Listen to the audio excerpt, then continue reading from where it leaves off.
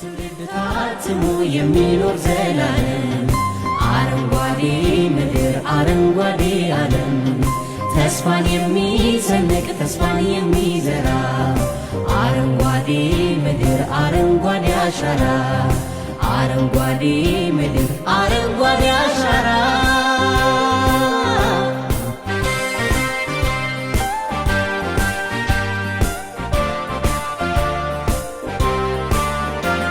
የኢትዮጵያ ምድር ሜዳና ተራራ ይልበስ ልምላሜ በአረንጓዴ አሻራ ዛሬ የተከልናት አንዲቷ አበባ እልፍ ታፈራለች በውበት በግርማ ለነገው የሚተርፍ ለመጪው ትውልድ።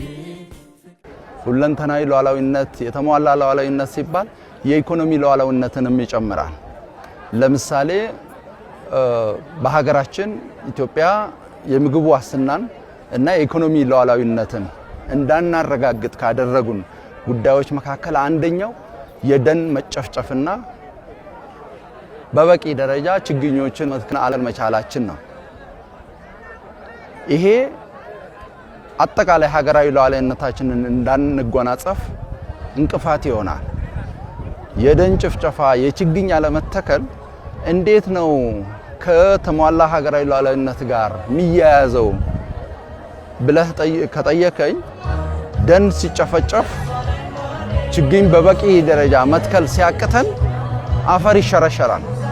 አፈር ሲሸረሸር የውሃ ምንጮች ይቀንሳሉ፣ በሂደትም ይደርቃሉ። የውሃ ምንጮች ሲደርቁ የግብርና ምርትና ምርታማነት ይቀንሳል፣ የሥራ አጥነት ይስፋፋል፣ ኤክስፖርታችን ይቀንሳል። በሀገር ውስጥ ማምረት የምንችላቸውን የግብርና ምርቶች ማምረት ባለመቻል ለውጭ ምንዛሬ እንዳረጋለን። የምግብ ዋስትና ችግር ይገጥመናል።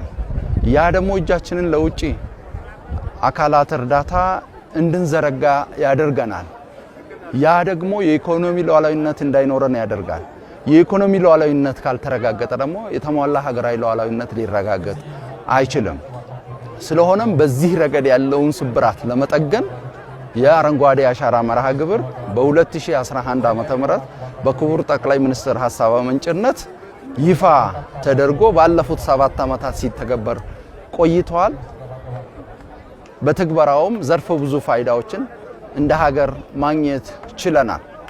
ካገኘናቸው ፋይዳዎች መካከል አንዱና ዋነኛው ለአየር ንብረት ለውጥ የማይበገር የአረንጓዴ ኢኮኖሚ ግንባታችንን ማፋጠን የቻልንበት ሁኔታ ተፈጥሯል።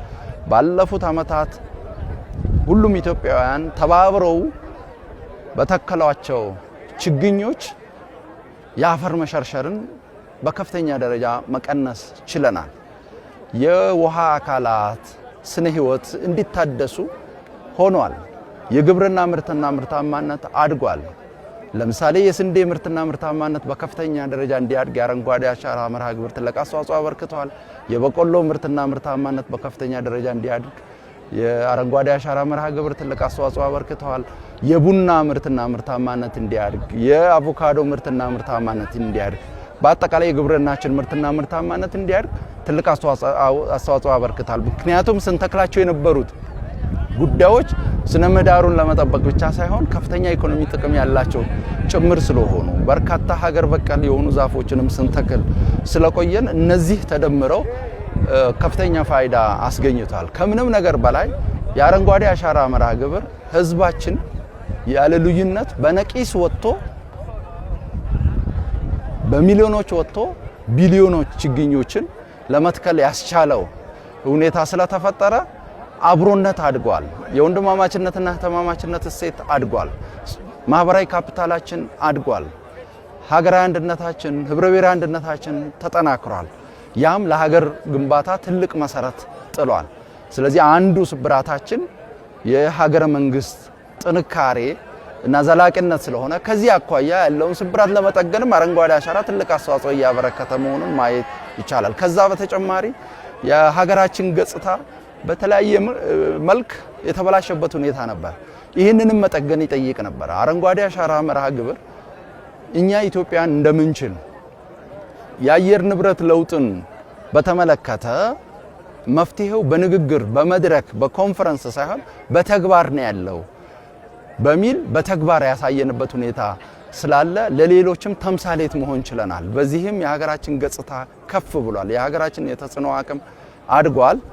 ይሄም ኮፕ 32ን እንድናዘጋጅ እድል ሰጥቶናል። ስለሆነም በዲፕሎማሲ በውጭ ግንኙነት የነበረውን ስብራት በመጠገን ረገድም የአረንጓዴ አሻራ መርሃ ግብር ትልቅ አስተዋጽኦ ያበረከተ መሆኑን ማየት ይቻላል። ስለሆነም ኢትዮጵያ በአሁኑ ወቅት የነበሩባትን ስብራቶች በመላው ሕዝብ ተሳትፎ እና ትብብር እየጠገነች ትገኛለች። ይህንን አጠናክራ ትቀጥላለች። በየቀኑ ተስፋን እየተከል የኢትዮጵያን ብልጽግና እናረጋግጣለን። በጣም አመሰግናለሁ።